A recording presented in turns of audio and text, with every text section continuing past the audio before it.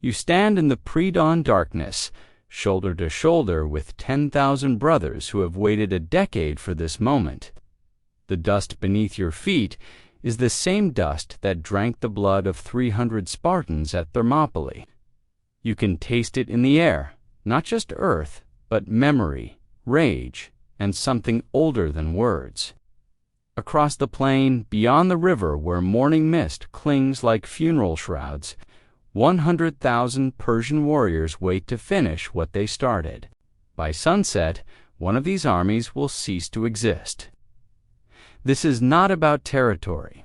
This is about whether the men who burned your temples, enslaved your children, and desecrated the bodies of your greatest heroes will ever feel safe again. The answer is being written in bronze and blood, and history will never be the same. Before we go deeper, drop a comment and tell me where you're watching from. It genuinely amazes me that a battle fought 25 centuries ago can reach every corner of the world, connecting us across time. The year is 479 BCE, and Greece is a land of ashes. 11 months have passed since Xerxes' invasion force turned Athens into rubble. Since the Acropolis, the crown jewel of Greek civilization, became smoke drifting across the Aegean. The greatest king on earth commanded the largest army ever assembled, and he used it to teach Greece a lesson about defiance. Every temple burned, every statue smashed. The message was clear: resist Persia, and even your gods cannot save you. But Xerxes made one catastrophic miscalculation. He thought destroying cities would break Greek will. Instead, it forged something that had never existed before: unity. For the first time in their bloody, fractious history, sworn enemies stood together. Spartans, who had warred with Athens for generations now, marched beside Athenian hoplites. Corinthians, who despised Megarians, locked shields with them anyway. 24 city-states, each with their own gods, their own grudges, their own centuries of mutual hatred. All bound by one scorching truth: if they didn't stand together, they would die separately, and they would die as slaves. Leading this unprecedented alliance was a man who never wanted the burden. Pausanias, regent of Sparta, nephew and cousin of the legendary Leonidas, who had died at Thermopylae, holding back the Persian tide with 300 men. Pausanias carried more than tactical command. He carried the weight of that sacrifice, the expectation of an entire nation that demanded vengeance, and the terrifying responsibility of keeping Greek unity from shattering like pottery dropped on stone. Every decision he made, every order he gave, was shadowed by one question: what would Leonidas have done? Opposing him was Mardonius, handpicked by Xerxes himself to complete the conquest. This wasn't just any Persian general. This was the king's own cousin, a man who had conquered nations, a commander whose tactical brilliance was matched only by his ambition. Xerxes had returned to Persia after the naval disaster at Salamis, but he left Mardonius with 100,000 of the empire's finest warriors and a single mandate: finish this. Make Greece a Persian province. Erase the memory of Thermopylae with a victory so complete that no Greek city would ever dare resist again. The stage was set 9 miles south of Thebes, where the Asopus River cut through plains that would soon become sacred ground. For 11 days, the two armies watched each other like wolves, circling, probing for weakness, testing for opportunity. The Greeks held the high ground near Mount Cithaeron, but they needed water, and Mardonius controlled the plains where his cavalry could dominate. Neither could attack without surrendering advantage. So they waited, and with each passing day, the tension grew thicker than the August heat. Then came the move that nearly destroyed everything Pausanias had built. On the 11th night, with his water supplies fouled by Persian cavalry raids and his men dying of thirst under the brutal sun, Pausanias ordered a tactical withdrawal.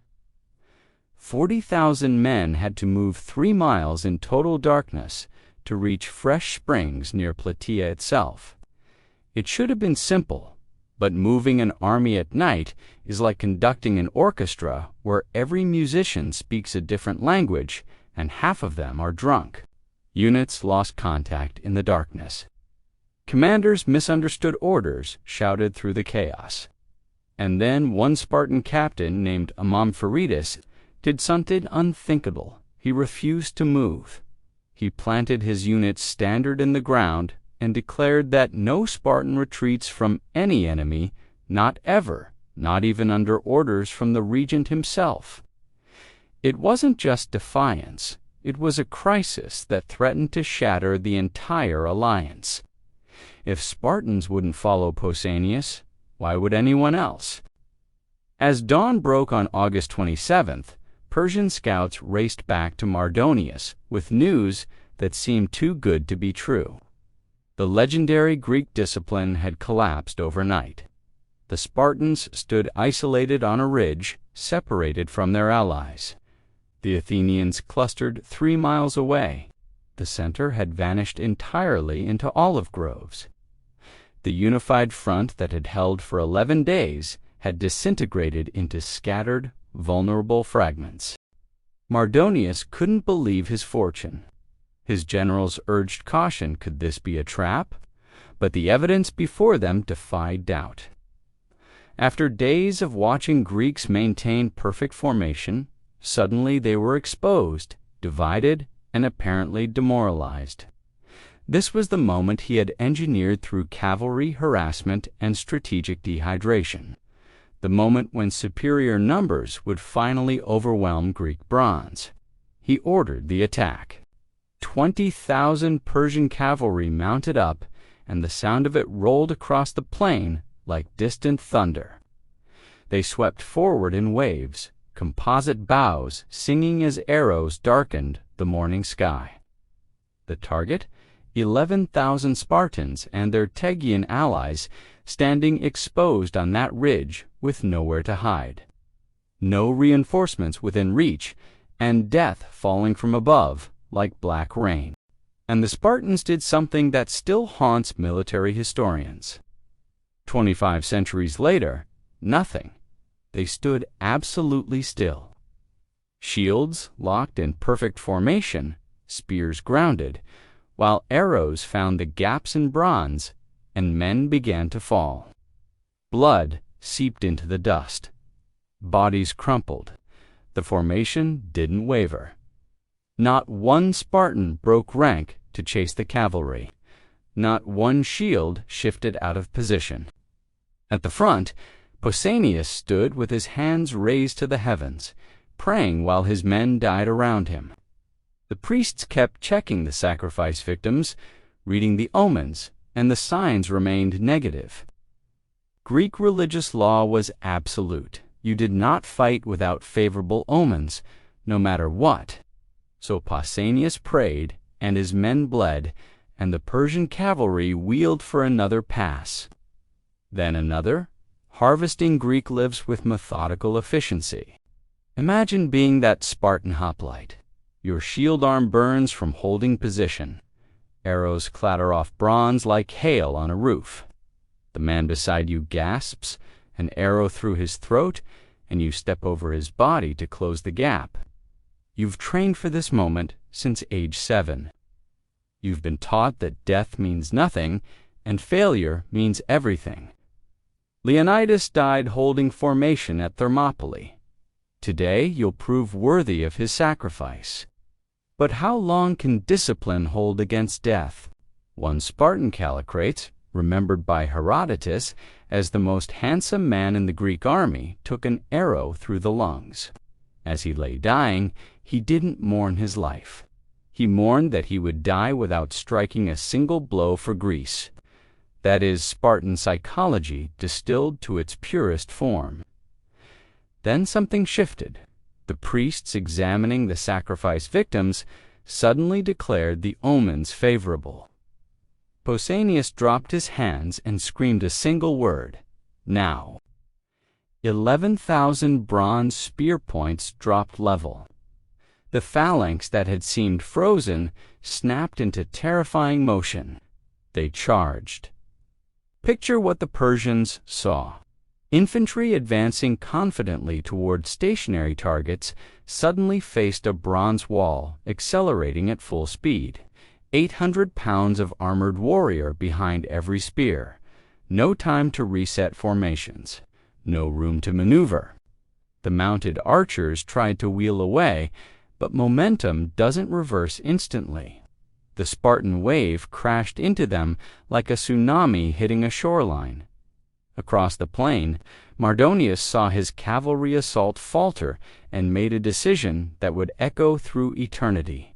Rather than organize a fighting withdrawal, he personally led his elite guard, 1,000 immortals. The finest warriors in the Persian Empire directly at the Spartan position.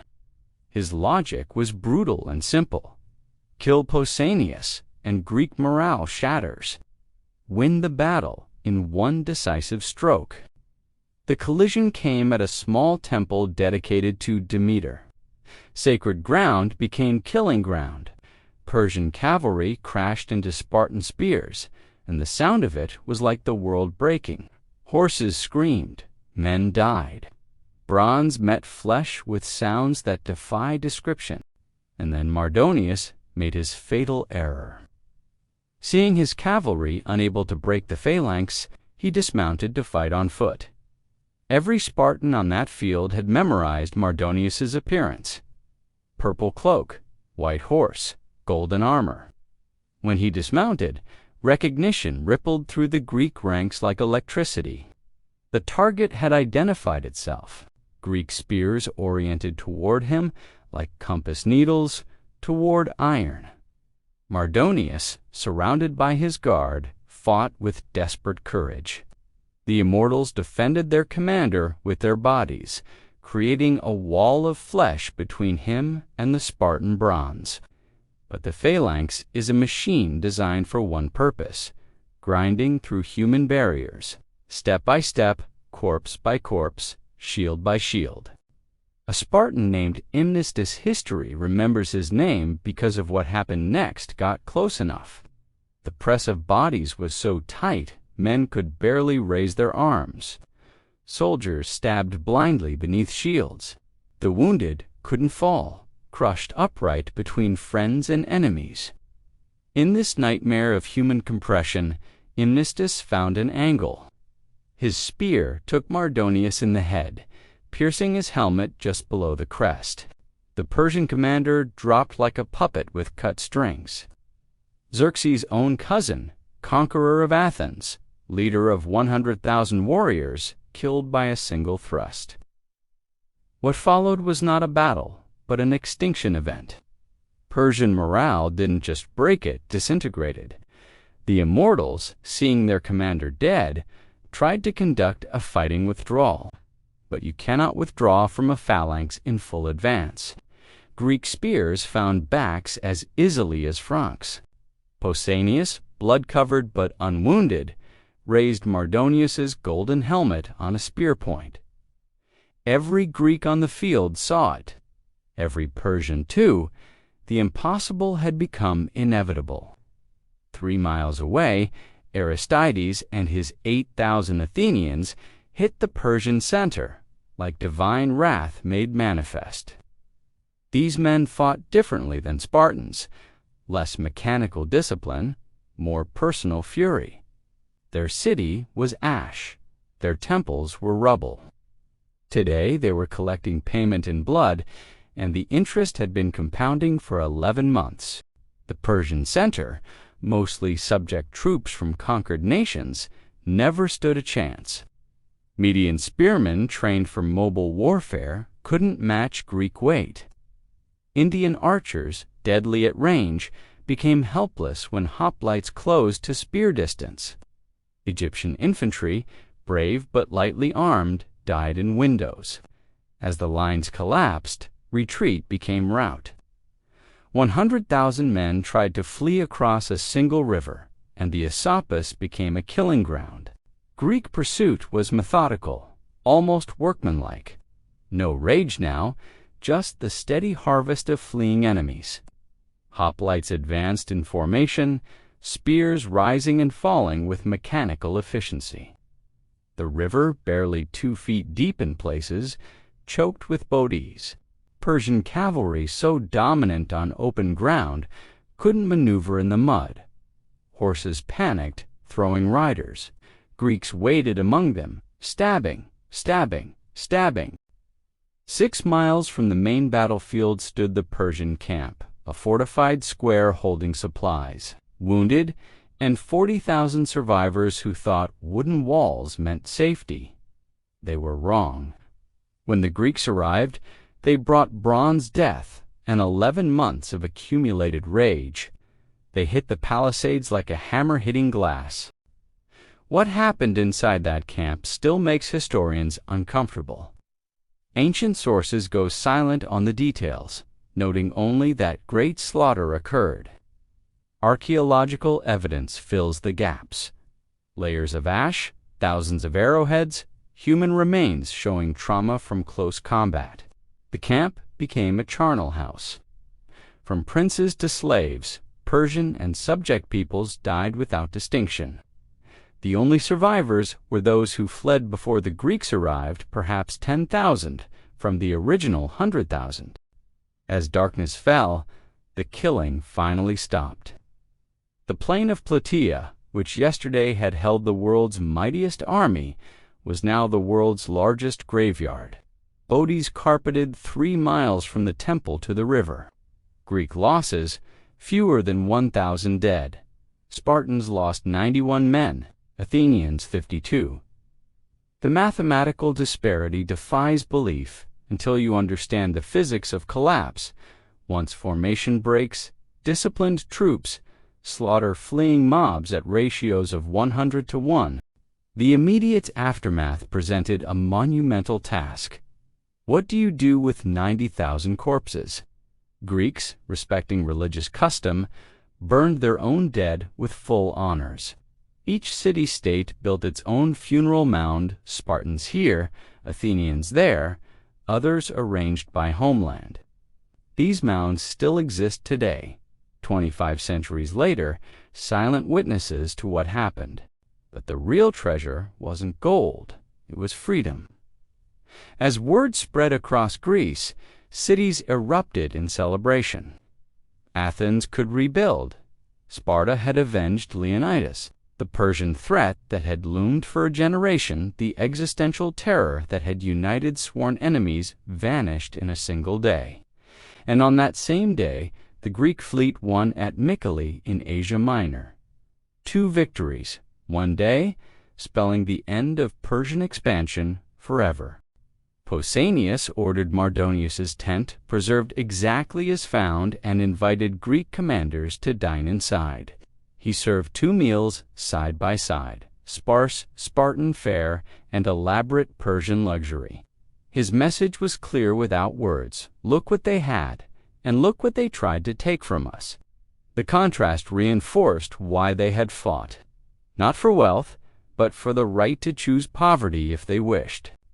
In the days that followed, veterans returned home carrying more than loot. They carried trauma that didn't have a name yet. Men who had stood in the phalanx, who had killed at spear's length, who had waded through rivers of blood, they didn't easily return to farming. But they also carried something else, the knowledge that they had done something impossible. They had taken the greatest army on earth and erased it from existence. The victory at Plataea didn't just save Greece, it saved the idea of Greece. Democracy, philosophy, theater, mathematics, all the gifts Greece would give the world survived because 40,000 men stood together on a dusty plain and refused to break.